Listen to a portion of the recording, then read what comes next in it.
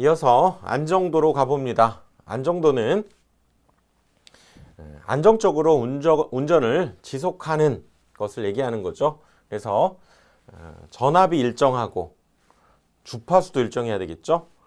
무정전 상태를 유지하는 것도 중요하겠죠. 뭐 정전류는 아니겠죠. 전류는 부하에 따라서 변하는 거니까.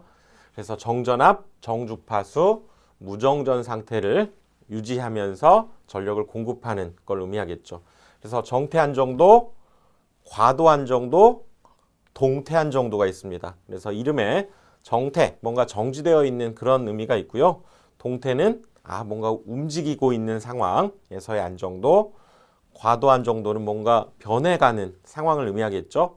부하가 급변하거나 사고가 발생했을 때 그때의 안정도를 의미합니다. 그래서 정태 안정도는 부하 변동이 적은 상태, 일종의 정지되어 있는 그런 상태에서 지속적으로 송전할 수 있는 능력을 의미하고, 이 정태 안정도에서의 안정도를 유지하면서 최대 송전 전력이 뭐냐? 이것은 우리가 정태 안정 극한 전력이다 이렇게 부릅니다. 정태 안정 극한 전력, 요거 기억을 하셔야 되고요.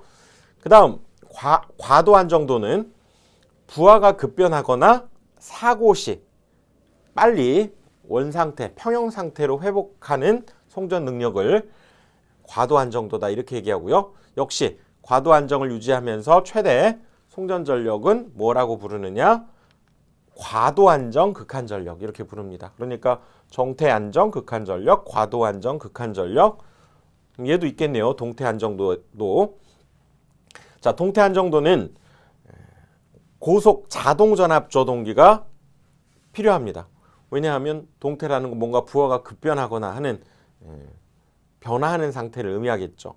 그래서 이거는 오토매틱 볼티지 레귤레이터, 그래서 고속 자동 전압 조정기 이렇게 얘기하는데, 이걸로서 속도를 조절하는, 즉 조속기를 제어할 경우에 정태 안정도를 의미합니다. 이걸로 뭔가 조속기를 제어할 그런 상황이 있을 수 있다는 얘기죠. 이것은 부하가 우리가 변할 때 보통은 이렇게 조속기를 제어하는 경우가 있게 됩니다. 그 다음은 안정도를 향상시키는 대책은 뭐냐? 자, 최대 송전 전력. 우리 전에 최대 송전 전력을 구하는 세 가지 중에 한 가지, 요거 있었습니다. 그때의 송전 전력, 리액턴스 분의 VS, VR. 얘는 보내는 쪽의 전압, 송전 전압, 받는 쪽의 전압, 수전 전압.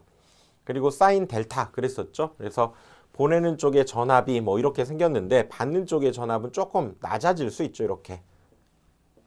그리고 위상차도 사실은 좀 발생할 수 있습니다. 그럴 때 보내는 쪽과 받는 쪽에서의 위상차를 상차각이라고 하고 여기 델타로 표현하게 되죠. 그래서 사인 델타에서 델타는 상차각입니다. 그래서 이 공식도 여러분 잘 나오니까 꼭 기억을 해두시고요. 그래서 이런 변전소죠. 1차 변전소, 2차 변전소를 거쳐서 이렇게 쭉 송전을 할 때 이 중에서 이 계통의 직렬 리액턴스를 감소하는 게 중요합니다. 여기 보시면 리액턴스가 여기 분모에 있죠. 얘가 작아졌다는 건 얘가 분모에 있으니까 전체 값은 커짐을 의미하니까 최대로 송전할 수 있는 전력도 증가할 수 있다. 이렇게 얘기할 수 있습니다. 그래서 안정도를 향상시키는 대책으로는 이렇게 직렬 리액턴스를 감소시키는 것이 중요하다는 얘기죠. 발전기에서는 단락비를 높이는 겁니다. 우리 기기에서도 나오지만 단락비 그러면 퍼센트 임피던스 분의 100 이걸 의미하기도 하고요. 또는 전격 전류 분의 단락 전류 이걸 의미했었죠. 그러니까 이건 어디에서 나왔냐면 얘를 이쪽으로 보내버리면 이 공식 기억납니까? 단락 전류는 퍼센트 임피던스 분의 100IN 우리 앞에 단원에서 공부했었던 거죠. 그때 이 부분을 단락비라고 하는데 이 퍼센트 임피던스라고 하는 것 자체가 임피던스 속에 리액턴스가 있잖아요. 그렇죠? 그래서 이때 리액턴스를 감소시킨다는 얘기는 여기 퍼센트 임피던스가 감소된다 이렇게 볼 수가 있죠. 같은 얘기입니다. 그러니까 단락비가 증가된다 이렇게도 볼 수 있다는 얘기죠. 변압기, 단권 변압기에 역시 리액턴스를 적게 하는 기기를 채택을 해야 되고, 그 다음에 복도체, 다도체를 씁니다. 복도체, 다도체 그러면 우리가 하나의 선을 하나만 쓰는 것이 아니라 이렇게 여러 개의 선을 써서 송전한다고 그랬죠. 그걸 요거 간격을 유지하기 위해서 뭐 스페이서라고 하는 것도 쓴다고 그랬고, 이렇게 되면 L이 증가하게 됩니다. L이 상대적으로 감소하고 C가 증가하죠.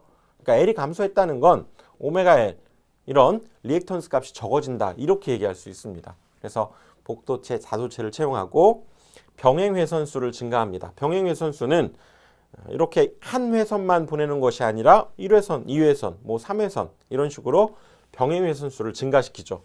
이것도 앞에서 우리가 다뤘지만 병행 회선수를 증가한다는 거 해서 이렇게 두 개의 회선으로 가게 되면 4단자 정수에서 임피던스에 해당되는 값 줄어들고 어드미턴스는 이 상태라면 2배로 늘고, 이거 같이 공부했었잖아요.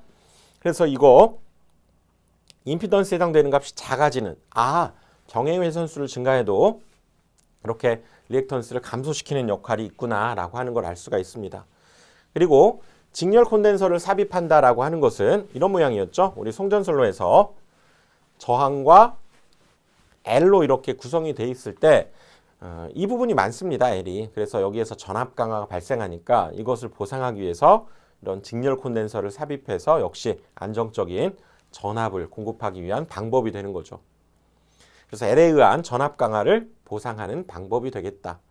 그 다음에 안정도에서 역시 전압 변동을 제어하는 거 중요하겠죠. 그래서 소극 여자 방식, 빠르게 여자하는 방식이 되는 거죠. 그래서 그렇게 되면 자동적으로 전압을 조정하는, 즉 AVR이라고 하는 것을 우리가 이용해서 전압 변동을 제어하고요. 계통을 연계하게 됩니다. 계통을 연계했을 때 이 그림도 전에 다뤄봤던 겁니다. 설비 용량도 우리가 절감할 수 있죠. 그러니까 똑같은 전력을 사용하더라도 용량을 이렇게 연계하면 절감할 수 있다고 그랬고, 임피던스가 역시 감소가 됩니다. 일종의 병렬 형태니까. 신뢰도, 그 다음에 전압 주파수가 안정되는 효과가 있다고 그랬죠.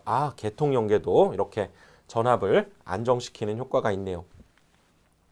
그 다음에 중간 조상 방식을 채용한다.